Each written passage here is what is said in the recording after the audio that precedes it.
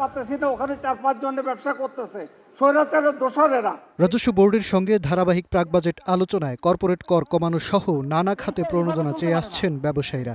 এবার পরামর্শক কমিটির সভায় অর্থমন্ত্রী ও বাণিজ্যমন্ত্রীকে সামনে পেয়ে দাবির সঙ্গে ক্ষোভও ঝাড়েন ব্যবসায়ীরা। এই ট্যাক্স বাড়ানোর স্বার্থে এই আইনটা এনবিআর চেয়ারম্যান সাহেব, মাননীয় চেয়ারম্যান এনবিআর আপনার দৃষ্টি আকর্ষণ করছি। আলোচনায় অংশ নেয়া দেশের বিভিন্ন খাতের ব্যবসায়ীদের অভিযোগ, ব্যবসা সহজীকরণ ও ব্যবসা বান্ধব নীতি প্রণয়নে বাধা তৈরি করছে আমলারা। সবাইকে সিস্টেমিক্যালি চোর বানায় রাখছে। হ্যাঁ, আমি চুরি করি, আপনি বাধ্য করছেন আমাকে চুরি করতে, কারণ আমাকে লেভেল প্লেইং ফিল্ড দেন নাই। তো এই থেকে বেরোর রাস্তাটা কি? এই ব্যুরোক্রেসি কোনোদিনই বাইরে দিবে না। গোল্ডের 18টা ডিলারশিপ দিয়েছিল রাজনৈতিক কারণে, একজনও জুয়েলারি ব্যবসায়ী না।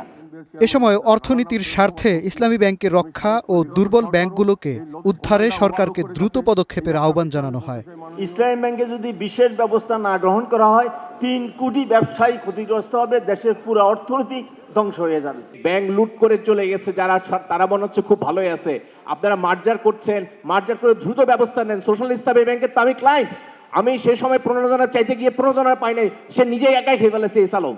তাহলে আমি প্রণোদনা পাই না, আমার যে মাজা তখন ভাঙছে, আমার তো মাজা এখনো সোজা হয় নাই।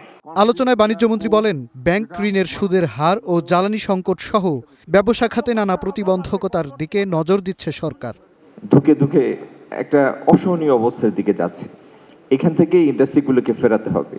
এখানে জ্বালানি সমস্যা আছে, ব্যাংক ঋণের উচ্চ হারের সুদের সমস্যা আছে। প্রধান অতিথির বক্তব্যে অর্থমন্ত্রী চলমান অর্থনৈতিক পরিস্থিতি বিবেচনায় বড় কর ছাড় না চাওয়ার আহ্বান জানান। বলেন, অর্থ পাচার না ঠেকিয়ে বড় বাজেট করার পক্ষে নন তিনি।